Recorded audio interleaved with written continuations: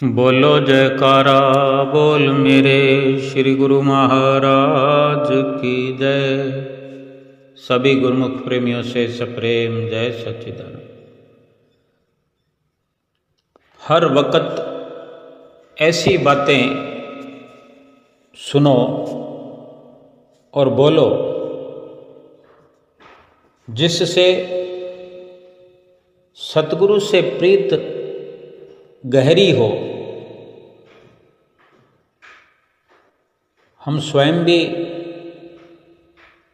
ऐसा ही उच्चारण करें लफ्ज़ों का, शब्दों का, और ऐसे शब्दों को सुनने का प्रयास करें। यानी ऐसी ही संगत में बैठें, ऐसी संगत में रहें जहाँ कुछ ऐसे उत्तम शब्द हमें सुनने को मिले जिससे हमारी सतगुरु से प्रीत दिन प्रतिदिन बढ़ती जाए और सतगुरु से पुकार करें, परमपिता परमेश्वर से पुकार करें कि हे प्रभु, आप ही मेरे सच्चे हितैषी हैं, क्योंकि आप त्रिकालदर्शी हैं, आप अंतर्यामी हैं। इसलिए आपकी सम्मति से कभी भी मुझे हानि नहीं पहुंच सकती। है क्षमा करने वाले, हे बख्शनहार सतगुरु, मुझे ऐसी शक्ति प्रदान करो ताकि पहले से अधिक लगन से आपके गुणगान गाऊं, गुणगान गाता रहूं और आपसे बिछुड़ी रूहों को आपके साथ मिलाने का यत्न भी दिन रात करता रहूं और इस सेवा के बदले जो बड़ाई और धन पदार्थ मेरे हिस्से में आए, कभी उस तरफ मुंह भी न करूं और आलसी न बनूं। कभी भी देखता हूं कि संसार में जितने भी कष्ट व क्लेश हैं सब आपकी आज्ञा का उल्लंघन करने से आते हैं। आपके वचन उनके कानों तक पहुंचाऊं जो लोग सांसारिक बातें सुनने में फिजूल समय गंवाते रहे हैं और गंवा रहे हैं और अपने मन को चंचल बनाए हुए हैं। कितनी ही आपकी पुरानी रूहें हैं जो मेरे आलस्य और लापरवाही के कारण परम सुख की खान आपसे बिछड़ी पड़ी हैं। कृपा करके आप मुझे ऐसी शक्ति प्रदान करें, ऐसा संयोग मिलाओ कि आपके पुराने प्रेमियों के आपसे अलग हुई रूहों के संपर्क में बैठ बैठ कर आपका यशगान करूं, आपका गुणगान करूं, आपकी महिमा के गीत गाऊं और अपना जो अनमोल समय है उसको सार्थक करूं।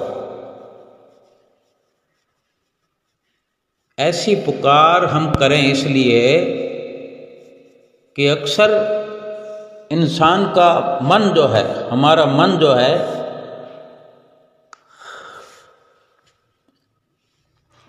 हर वक्त शिकवे शिकायतें करता रहता है।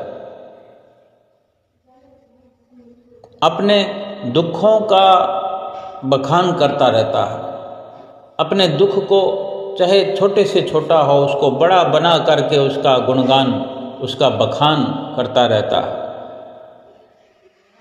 और अपनी आँखों से किसी को भी दुखी जानकर नहीं महसूस करता कि उसको कितना दुख है, क्या मैं उसका दुख कम कर सकता हूँ। ये हमारा स्वभाव रहा है, 84 लाख योनियों से ये हमारा स्वभाव बनकर चलता आया है। और इस मनुष्य जन्म में भी अभ्यास के कारण आदतन ये स्वभाव बना रहा है। लेकिन अब हमें जो ये स्वर्णिम अवसर मिल गया है, सतगुरु की शरण मिल गई है, तो हमारी जिम्मेदारी बढ़ गई है। हम समझने लगे हैं कि हमारा ये मनुष्य जीवन है, अनमोल से अनमोल है। अनमोल जीवन में अगर अनमोल कार्य करना है तो वो यही है कि आप भी स्वयं हम सतगुरु के गुणगान करें और दूसरों को सुनाएं। जब हमारा विश्वास अटल होगा सतगुरु के प्रति, हमारी निष्ठा, हमारी श्रद्धा भावना सतगुरु के प्रति दृढ़ होगी, प्रीत दृढ़ होगी, तभी हम दूसरों को इस भक्ति के मार्ग पर लगा सकते हैं। दूर दूर तक हम देख सकेंगे कि कितने इस संसार के जीव भक्ति करना चाहते हैं मगर असफल हैं। कुछ जो दूरी बनी हुई है वो हम ऐसा प्रयास कर सकते हैं सतगुरु की कृपा से कि वे सतगुरु की नज़दीकी प्राप्त करें, सतगुरु का गुण अनुवाद सुने, सतगुरु की महिमा सुने, हमारा भी भला हो, बाकी सबका भी भला हो। ऐसा कभी ना कहें कि भगवान आपने ऐसा क्यों कर दिया, ऐसा होता तो अच्छा था। हर वक्त विश्वास के घेरे में बने रहें कि भगवान सब कुछ जानते हैं कि हमारी भलाई किसमें है। इसलिए प्रभु की मौज में चलते चले जाए।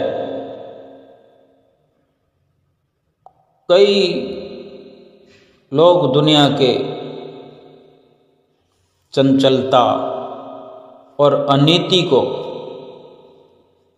आज़ादी समझते हैं। दुनिया के अधिकतर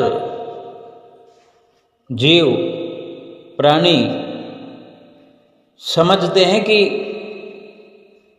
संसार के ये क्षणभंगुर सुखों को प्राप्त करना, संसार में अपनी मन मर्जी से चलना,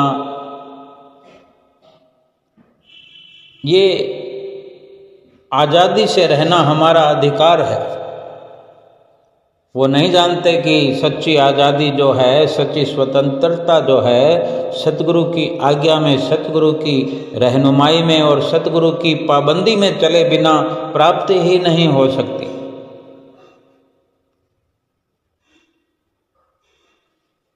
सतगुरु की आज्ञा की पालना अगर हम करते चले जाएंगे, सतगुरु की आज्ञा पर चलकर अपना जीवन व्यतीत करेंगे, तो एक एक पल हमारा खुशियों भरा होगा। जब भी हमें वक्त मिले, समय मिले, प्रयास करें कि हमारी तरह दूसरे भी जीव गुरमुख बने, प्रेमी बने। बहुत से ऐसे अवसर हमें प्राप्त होते हैं कि हम भला कर सकते हैं, ऐसा भला कर सकते हैं, ऐसी भलाई कर सकते हैं कि इस जीवन में भी हमारा मंगल हो और परलोक भी हमारा मंगलमयी हो। दीपावली का ये पर्व सारी दुनिया मना रही है, मनाती है। अधिकतर घरों में बच्चे ये दो सवाल पूछा करते हैं अपने माता पिता से कि जब दीपावली भगवान राम के 14 वर्ष के वनवास से अयोध्या वापस लौटने की खुशी में मनाई जाती है, तो दीपावली पर लक्ष्मी पूजन क्यों होता है? राम और सीता की पूजा क्यों नहीं होती?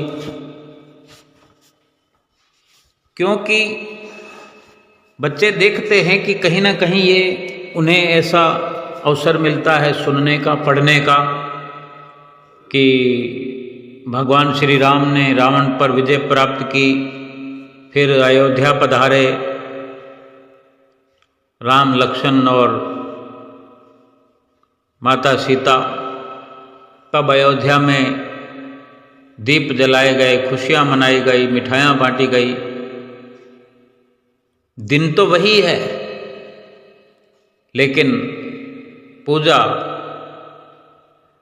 श्री राम और सीता की जगह लक्ष्मी की हो रही है। साथ में गणेश जी की पूजा हो रही है। तो बच्चे जब ऐसा सवाल पूछते हैं कि राम और सीता की पूजा क्यों नहीं हुई, और जब लक्ष्मी जी और गणेश जी की पूजा हो रही है तो फिर विष्णु भगवान की क्यों नहीं हुई, ऐसे सवाल जब बच्चे करते हैं तो अधिकतर बच्चों को जवाब ही नहीं मिल पाता, बच्चे संतुष्ट ही नहीं हो पाते। आज की शब्दावली के अनुसार कुछ लोग, युवाओं और बच्चों के मस्तिष्क में ये एक सवाल, एक प्रश्न डाल रहे हैं जैसे कि लक्ष्मी पूजन का औचित्य क्या है, जबकि दीपावली का उत्सव राम से जुड़ा हुआ है, अपने अपने विचार के अनुसार। लेकिन ये अपने अपने विचारों का पर्व नहीं है। कुल मिलाकर कहीं ना कहीं ठीक जवाब बच्चों को नहीं मिलना, या ठीक जवाब या ठीक समझ, ठीक ज्ञान हमें नहीं होना, सनातन धर्म और सनातन त्योहारों का कोई आपस में तारतम्य नहीं है। एक प्रकार से सनातन धर्म से आज का इंसान दूर होता जा रहा है। अपने बच्चों को सही इन प्रश्नों के उत्तर मिलने चाहिए, हमें भी पूरी जानकारी होनी चाहिए, जानकारी के अनुसार हमें भी कदम उठाना चाहिए। वास्तव में दीपावली का जो पर्व है ये दो युग, सतयुग और त्रेता युग से जुड़ा हुआ है। सतयुग में समुद्र मंथन से माता लक्ष्मी उस दिन प्रकट हुई थी। सतयुग में समुद्र मंथन से माता लक्ष्मी प्रकट हुई थी, इसलिए लक्ष्मी का पूजन होता है। भगवान राम भी त्रेता युग में इसी दिन अयोध्या लौटे थे, तो अयोध्या वासियों ने घर घर दीप जलाकर भगवान श्री राम का स्वागत किया था, इसलिए इसका नाम दीपावली है। और इस पर्व के दो नाम हैं, लक्ष्मी पूजन जो सतयुग से जुड़ा है, दूजा दीपावली जो त्रेता युग प्रभु राम और दीपों से जुड़ा है। लेकिन इसको ठीक प्रकार से हर कोई जानता नहीं है और न जानने की कोशिश करता है। इसलिए सवाल पूछने वाले बच्चों को ठीक से जवाब नहीं मिल पाता। लक्ष्मी और गणेश का आपस में क्या रिश्ता है और दीपावली पर इन दोनों की पूजा क्यों होती है? लक्ष्मी जी सागर मंथन में मिली, भगवान विष्णु ने उनसे विवाह किया और उन्हें सृष्टि की, धन और ऐश्वर्य की देवी बनाया, लक्ष्मी जी को। लक्ष्मी जी ने धन बांटने के लिए कुबेर को अपने साथ रखा। कुबेर कुछ कंजूस थे, वे धन बांटते ही नहीं थे, वे खुद धन के भंडारी बनकर बैठ गए। माता लक्ष्मी जो फिर उदास हो गई, नाराज हो गई, उनकी संतानों को कृपा नहीं मिल रही थी। उन्होंने अपनी व्यथा भगवान विष्णु को बताई। भगवान विष्णु ने कहा कि तुम कुबेर के स्थान पर किसी दूसरे को धन बांटने का ये काम सौंप दो। माँ लक्ष्मी बोली कि यक्षों के राजा कुबेर मेरे परम भक्त हैं, उन्हें बुरा लगेगा। तब भगवान विष्णु ने उन्हें गणेश जी की विशाल बुद्धि को प्रयोग करने की सलाह दी। माँ लक्ष्मी ने गणेश जी को भी कुबेर के साथ बैठा दिया। गणेश जी ठहरे महाबुद्धिमान। वे बोले, माँ मैं जिसका भी नाम बताऊंगा उस पर आप कृपा कर देना, कोई किंतु परंतु नहीं। माँ लक्ष्मी ने हाँ कर दी। अब गणेश जी लोगों के सौभाग्य के विघ्न रुकावट को दूर कर उनके लिए धन आगमन के द्वार खोलने लगे। कुबेर भंडारी देखते रह गए। गणेश जी कुबेर के भंडार का द्वार खोलने वाले बन गए। गणेश जी की भक्तों के प्रति ममता कृपा देख माँ लक्ष्मी ने अपने मानस पुत्र श्री गणेश को आशीर्वाद दिया कि जहाँ वे अपने पति नारायण के संग न हो, वहाँ उनका पुत्रवत गणेश उनके साथ रहे। दीपावली आती है कार्तिक अमावस्या को। भगवान विष्णु उस समय योग निद्रा में होते हैं। वे जागते हैं। 11 दिन बाद देव उठनी एकादशी को माँ लक्ष्मी को पृथ्वी भ्रमण करने आना होता है। शरद पूर्णिमा से दिवाली के बीच के 15 दिनों में। इसलिए वे अपने संग ले आती हैं अपने मानस पुत्र गणेश जी को। इसलिए दिवाली को लक्ष्मी गणेश की पूजा होती है। ये कैसी विडंबना है कि देश और हिंदुओं के सबसे बड़े त्यौहार का पाठ्यक्रम में कोई विस्तृत वर्णन नहीं है, और जो वर्णन है वो अधूरा है। सभी ठीक प्रकार से अगर समझने की कोशिश करें, समझने की अगर जिज्ञासा हो तो अवश्य लाभ मिलता है। हम गुरुमुखों के जीवन में श्री गुरु महाराज जी ने हमेशा संसार से हटकर, संसार के विचारों से ऊपर उठकर, संसार से एक नई दिशा निकाल करके, एक रास्ता बना करके, भक्ति वाली राह चला करके हमारा मार्गदर्शन किया है, हमारी रहनुमाई की है और कर रहे हैं कि वास्तव में हम ये बाहर का जो भी पूजा पाठ का जितना भी आडंबर है, हम इनसे कहीं बहुत गहराई में, जो कि वास्तविकता है, अपने भीतर ही दीप जलाएं, भीतर ही पूजा करें, भीतर ही पाठ करें, भीतर की ओर हमें प्रेरित करते रहे हैं और कर रहे हैं। आज भी हमें ये समझने की विशेष जरूरत है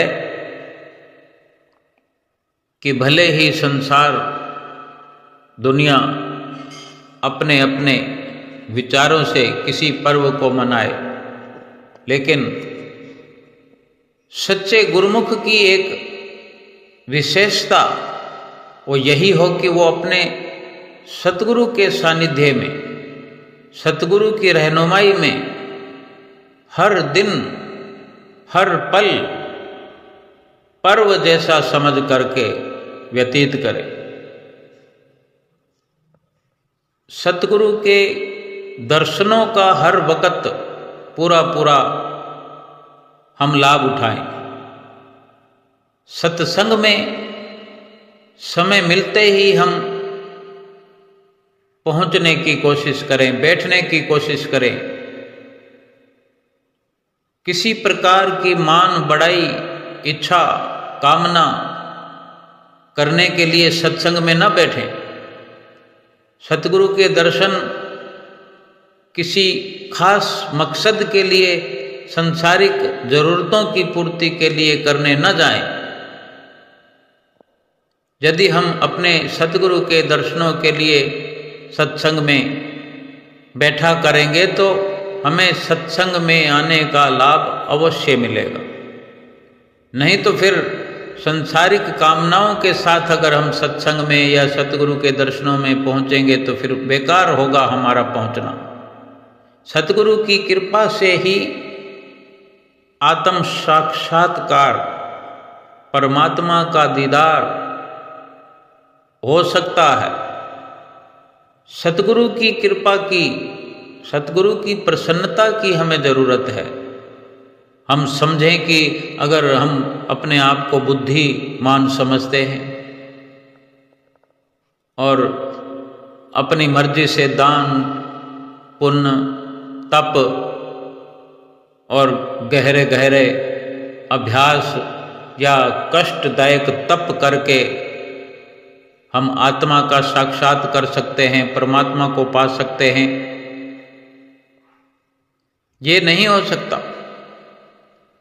जिसने भी सतगुरु की कृपा प्राप्त की है, सतगुरु के आशीर्वाद को प्राप्त किया है, प्रसन्नता को प्राप्त किया है, वही ईश्वर का साक्षात्कार कर सकता है, आत्मा का साक्षात्कार कर सकता है।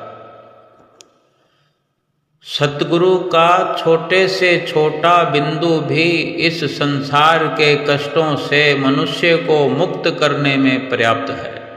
यानी सतगुरु का छोटे से छोटा सुझाव, थोड़ी से थोड़ी कृपा भी हमारी मुक्ति का पर्याय, हमारी मुक्ति में पर्याप्त है। केवल सतगुरु की कृपा के द्वारा ही हम आध्यात्म मार्ग में लगातार रह सकते हैं लगकर, और तमाम प्रकार के बंधनों और आसक्तियों को तोड़ सकते हैं जो हमारे भीतर अहंकार भरा हुआ है। जो गुरु के वचनों को हम ठीक से सुनते नहीं तो समय जाया होता है। हमारे सतगुरु जो हैं पूर्ण हैं, हमें भी अपने आप को पूर्णता की ओर बढ़ना चाहिए। ऐसे परिपूर्ण सतगुरु को आत्म साक्षात्कार हुआ होता है, और ऐसे सतगुरु और ईश्वर में कोई फर्क नहीं होता, एक समान रूप होते हैं। हमारे सतगुरु जो हैं स्वयं परमात्मा हैं। ऐसे सतगुरु की सत्संग की, उनकी संगत की सहायता के बिना हमारे जीवन में परिवर्तन नहीं हो सकता, हमारे अहंकार को बाहर नहीं निकाला जा सकता। सतगुरु की संगत की अधिक से अधिक हमें जरूरत है। हम बिल्कुल भक्ति की राह में नए हैं। हमारा शुरुआती दौर है। कुसंस्कारों में हमारे कमी करने में, कुसंस्कारों को मिटाने में, अहंकार का नाश करने में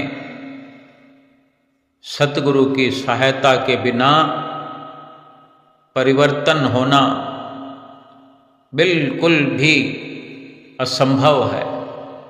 इसलिए सतगुरु के सत्संग में जब भी हम कदम रखें, श्रद्धा से, भाव से, और सतगुरु के जो वचन हम सदैव सुनते हैं,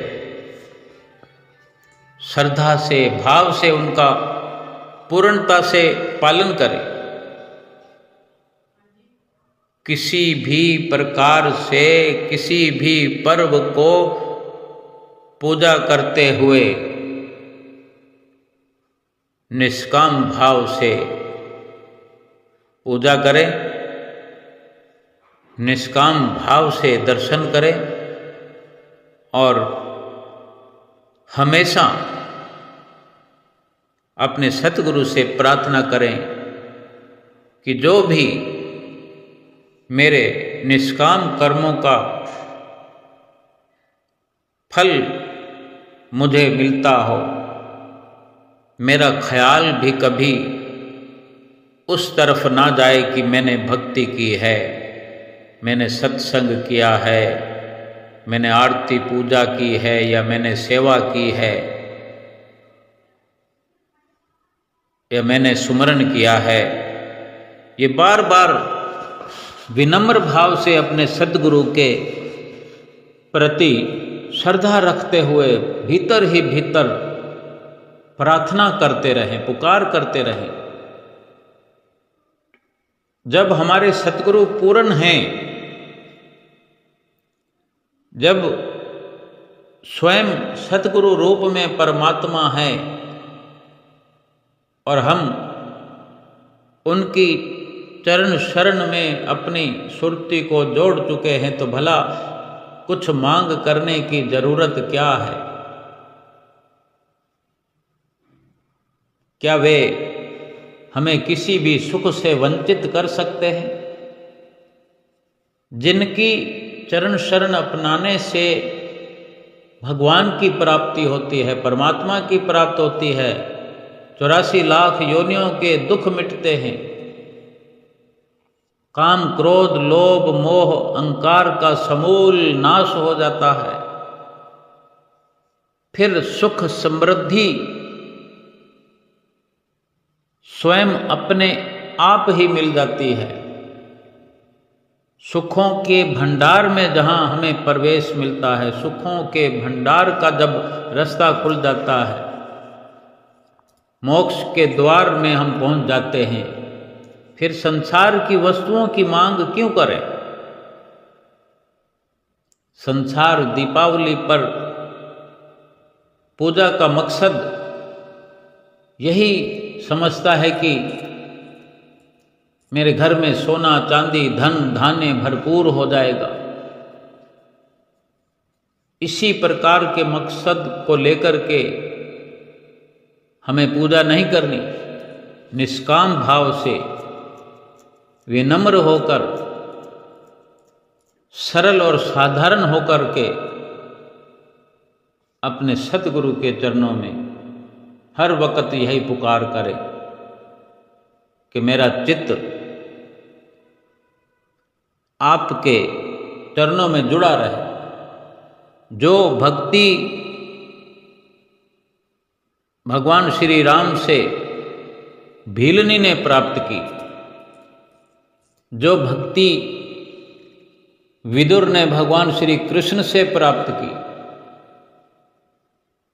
वही भक्ति मुझे प्राप्त करनी है। इसीलिए अपने सतगुरु की दया का, सतगुरु की प्रसन्नता का याचक बनकर हमें, उनका सेवक बनकर विनम्र भाव से, श्रद्धा से, प्रेम से उनका पूजन आराधन जो कि हमें नित्य प्रति बताया जाता है कि श्री आरती, पूजा, सेवा, सत्संग, सुमरन, दर्शन, ध्यान, श्रद्धा सहित जो नित्य करे निश्चय हो कल्याण। ये महापुरुषों ने एक वरदान हमें अपने वचनों में दे दिया है कि जो इन वचनों की परिपालना करेगा उनके लिए ये निश्चित रूप से स्वयं सतगुरु रूप परमात्मा ने हमें निश्चिंत कर दिया है कि हमारा कल्याण निश्चित है। भला हमें कुछ भी विचार करने की जरूरत क्या है, किसी भी प्रकार से विचलित होने की जरूरत क्या है। हर पल हर घड़ी सतगुरु के ध्यान में निमग्न होकर के अपनी चित्त वृत्तियों को सतगुरु के चरणों से जोड़कर, सतगुरु के ध्यान से जोड़ करके संसार में बिल्कुल निस्संदेह सतगुरु से प्रेम करते हुए पल पल करके व्यतीत करें और अपने इस लोक को, परलोक को सुहेला करें। आज के दिन की सभी गुरुमुख प्रेमियों को लाखों लाख बधाई हो। बोलो जयकारा बोल मेरे श्री गुरु महाराज की जय।